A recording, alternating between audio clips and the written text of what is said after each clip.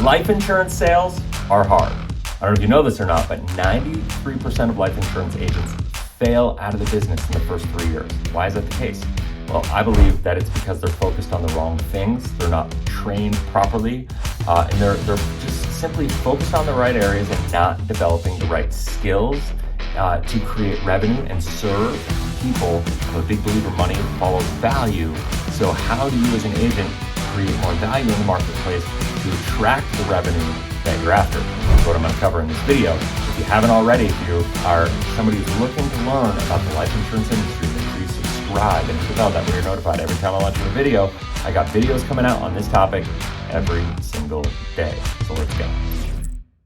Hey, what's going on, Cashflow hackers? It's Chris with Life 180. This video, we're going to be talking about the 6 ways that you can sell more life insurance in 2023. Now, before I get into it, what I do want to say is that while I'm designing this video to teach insurance agents how to sell more, I think it's important, even if you're looking at buying a policy, it's important to watch this video to figure out, am I working with an agent that's in alignment with my values and beliefs? Are they trying to serve me? Are they showing up in a way that I need them to show up in my life to help me figure out how to utilize this product to solve my problems, right? And so I encourage you to kind of look at this through that lens. And if you are an agent, this is going to become a no-brainer to you. It's going to make a lot of sense. So let's go. So the first way that you can sell more life insurance is by figuring out what is your niche, right? You got to niche down. Unfortunately, too many people, and I was guilty of this when I first got into the business, you kind of go into here and you want to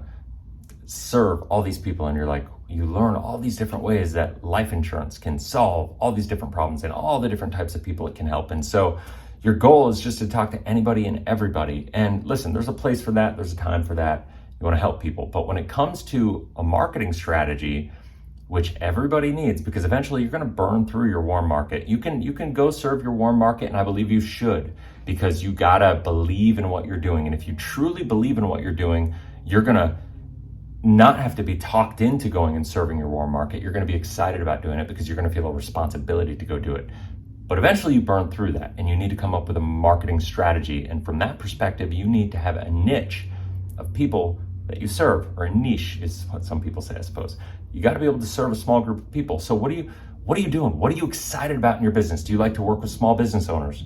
Do you like to work with real estate investors? Do you like to help people get out of debt and utilize life insurance as a way to help people get out of debt and integrate this into a bigger debt elimination practice, credit building, business financing? We've got people that do business financing and leverage this on the back end. We have mortgage loan officers that serve people in the mortgage industry. And as the mortgage industry is getting tight right now, and real estate agents are getting tight right now, this is another way to serve your clients, right? And so niche and figure out how you can create and connect with people, right? And it depends on who you are and what your background is and what your expertise is and what your network looks like and all these different things, but only you can figure that out, right? And so it's really important to niche down and figure out who you want to really help the most, because what that's going to do is it's going to help you really connect with that and become more of an expert and figure out how to solve their problem. The second way that I think everybody should utilize to sell life insurance is to utilize social media. Now, here's what you don't do. You don't just go to Facebook or Instagram and make a post being like, hey, I'm a life insurance agent. Everybody needs life insurance. Buy life insurance for me. Set up an appointment, direct message me or whatever. You don't go into your DMs and just start messaging people being like, hey, I'm new to the life insurance industry. I want to sell you life insurance. You and your family don't have enough coverage. You need to be protected. Don't just do that. What you want to do is you want to utilize social media to create content that pushes you to learn more. I'm a big believer. I always tell every agent that I work with, you need to create a YouTube channel. Why do I tell them that? Because I believe the best way to learn is to teach, right? It doesn't need to be YouTube. It could be on Instagram. It could be on Facebook. I just happen to believe that YouTube is the best platform to do this. When you look at it that way and you think, okay, how am I going to use social media? You utilize it for yourself selfishly, and you said, hey, if I had to create educational content that I was going to serve my clients with, based on the conversations I've had with clients on a one-to-one basis, what's the information that they needed? What are the questions that they had? How can I create content to create scale? Now what happens is every time I create a video, I get better at communicating it. A lot of people look at me and they tell me like, hey, Chris, it's great. I think it's great that you think I should start a YouTube channel, but now I'm competing with you. You got over 20,000 subscribers. There's all these other people that have success. Why would I do this? I'm not as good as you. Well, you haven't done it as often as I have. If you saw my first videos, you'd probably laugh at me, right? And so the bottom line is, if it's worth doing poorly until you're good at it. And so you got to get started. And what's going to happen is you're going to get better and better and better. And every video you make is the equivalent of a really in-depth conversation with a prospect. It hones in your message. It gets more exposure out to more people. You're adding value to the market and it helps you create scalability. But you have to look at it from that perspective. You have to have a long-term view on social media. You can't utilize it just saying, I hope I get something out of this piece of content.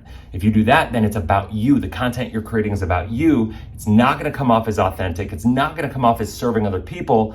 And ultimately, that's not going to help you get where you want to go.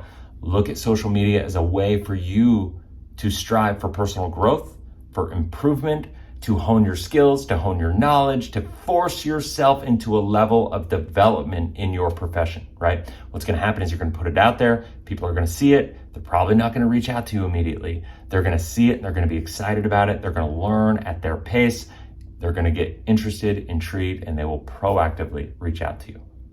And then on the other side of it, if you have people reach out to you and they need something, then you can share your videos with them.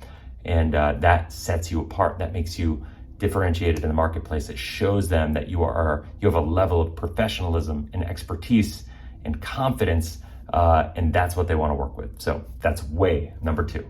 So the third way is to build great relationships. So it takes kind of what we're talking about on the social media side, and the goal is to take social media and get it offline, right? Go online, offline, high tech, high touch. And we want to be better at the high touch. We want to connect with people. We want to build great relationships, because once we have great relationships, now we know how to serve them in a better way.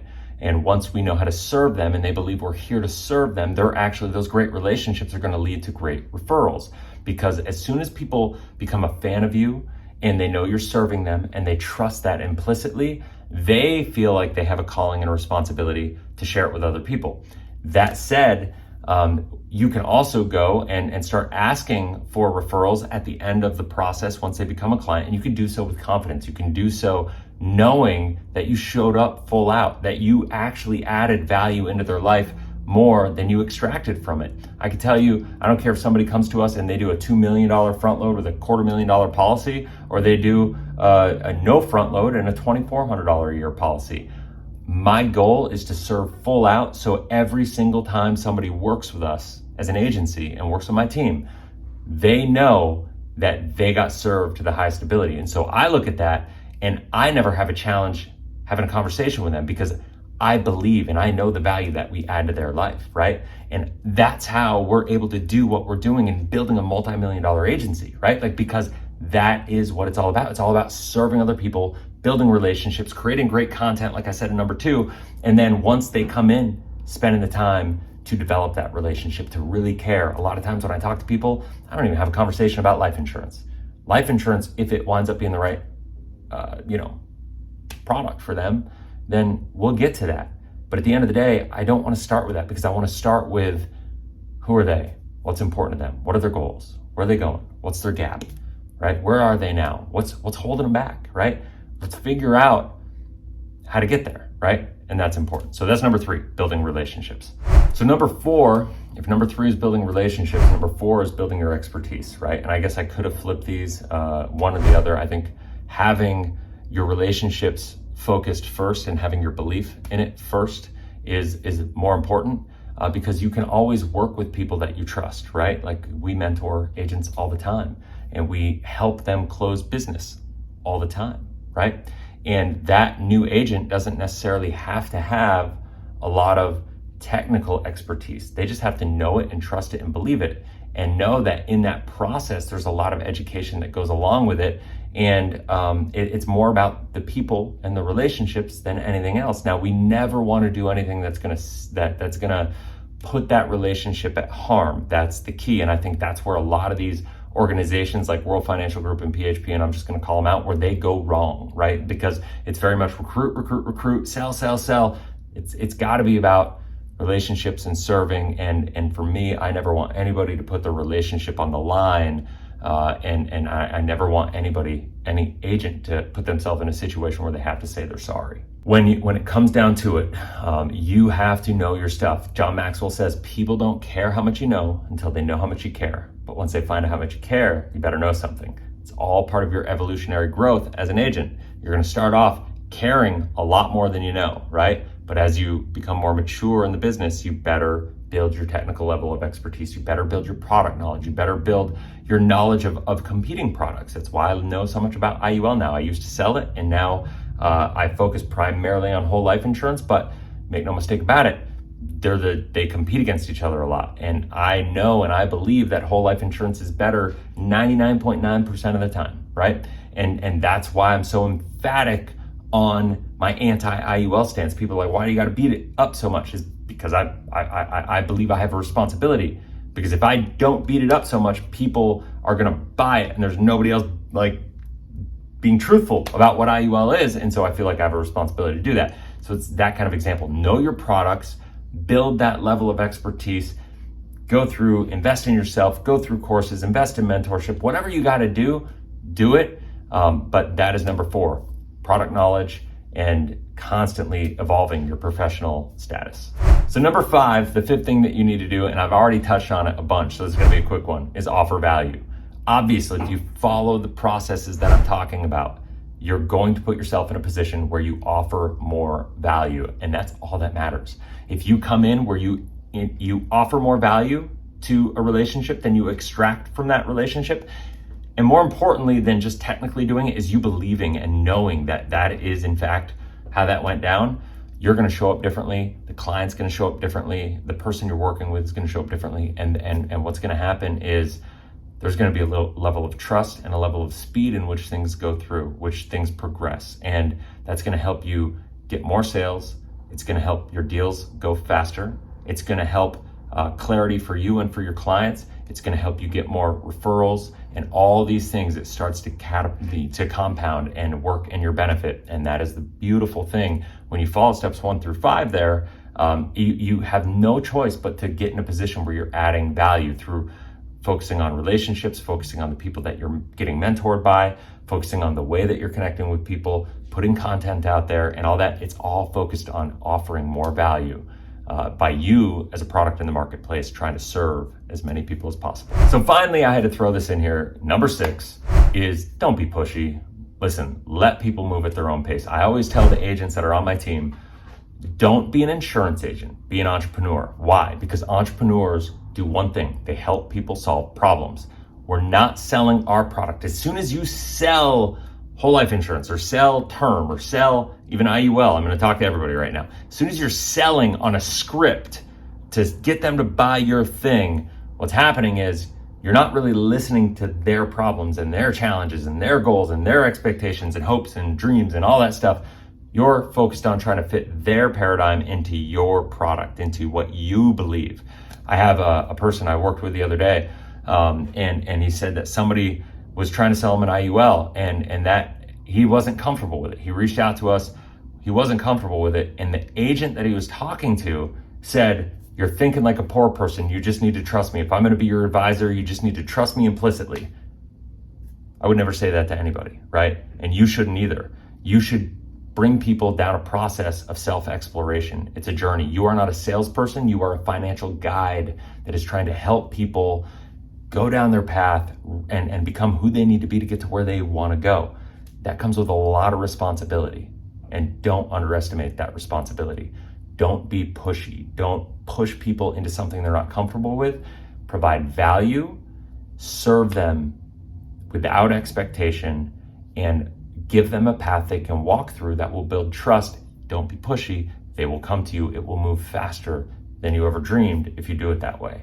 If you're working at buying a policy, if you're looking into buying a policy, make sure that you're working with somebody that's in alignment with your values and beliefs. If you haven't talked to anybody, if you're looking for help, you can go down the link in the description below. Somebody on my team will talk to you. Maybe you'll get lucky and we'll talk, but set up a free clarity call.